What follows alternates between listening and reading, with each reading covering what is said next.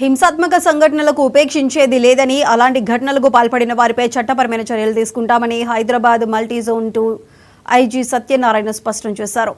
MLA camp ఆఫీస్పై దాడి చేసిన వారిని గుర్తించి కేసులు నమోదు చేశామన్నారు.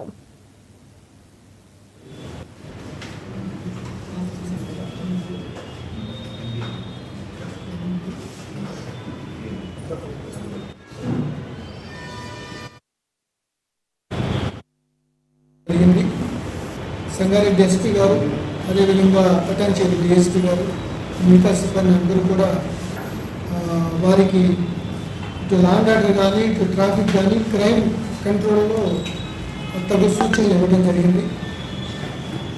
పటాన్చేరు సంగారెడ్డి జిల్లాలోనే హెవీయెస్ట్ పోలీస్ స్టేషన్.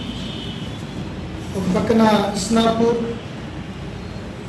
అట్లాగే మిగతా రుద్రారం, మిగతా ఏరియాలో కూడా ఇండస్ట్రియల్ బెల్ట్స్ ఉన్నాయి. ఇటు అమీన్పూర్ బోర్డర్లో కాలనీస్ కూడా అప్కమింగ్ అవ్వడం వల్ల ఒక సెన్స్ ఆఫ్ సెక్యూరిటీ ఇవ్వడం కోసం పెట్రోలింగ్ పెంచడం, అదేవిధంగా అత్యంత రద్దీ అయిన ఈ నేషనల్ హైవే 65లో కూడా రాత్రి కూడా ఎటువంటి జామ్స్ జరగకుండా, ట్రాఫిక్ కంజెషన్స్ లేకుండా హ్యాజల్ ఫ్రీ మూమెంట్ ఉండటానికి అన్ని జాగ్రత్తలు తీసుకుంటున్నాం. అదేవిధంగా రాత్రిపూట ఒకసారి ఇండస్ట్రియల్ ఏరియాస్ నుంచి హెవీ మిషనరీతో కూడిన క్రెయిన్స్, కంటైనర్స్ ఇవన్నీ రావడం జరుగుతుంది.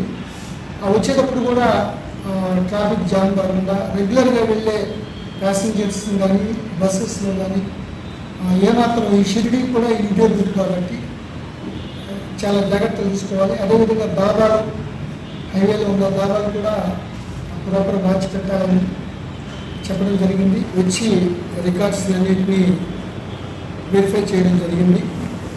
సంగారెడ్డి ఎస్పీ గారు, అదేవిధంగా పటాన్చేరు డిఎస్పీ గారు, మిగతా సిబ్బంది అందరూ కూడా వారికి ఇటు లాండ్ ఆర్డర్ కానీ, ఇటు ట్రాఫిక్ కానీ, క్రైమ్ కంట్రోల్లో తగు సూచనలు ఇవ్వడం జరిగింది. సంగారెడ్డి జిల్లా పటాన్చేరు నియోజకవర్గంలో గత 3 రోజులుగా జరుగుతున్న రాజకీయ పరిణామాలు, పటాన్చేరు ఎమ్మెల్యే క్యాంపు కార్యాలయంపై దాడి నేపథ్యంలో ఐజీ సత్యనారాయణ పర్యటన ప్రాధాన్యత సంతరించుకుంది. పటాన్చేరు పోలీస్ స్టేషన్ సందర్శించిన ఐజీ ఎమ్మెల్యే క్యాంపు కార్యాలయం వద్ద జరిగిన దాడి వివరాలను జిల్లా ఎస్పీ రూపేష్, డీఎస్పీ రవీందర్ రెడ్డిలను అడిగి తెలుసుకున్నారు. దాడికి పాల్పడిన 42 మందిని గుర్తించి కేసు నమోదు చేసినట్లు తెలిపారు. కేసుకు సంబంధించిన వివరాలను పరిశీలించారు. అనంతరం జరిగిన మీడియా సమావేశంలో ఐజీ సత్యనారాయణ మాట్లాడారు.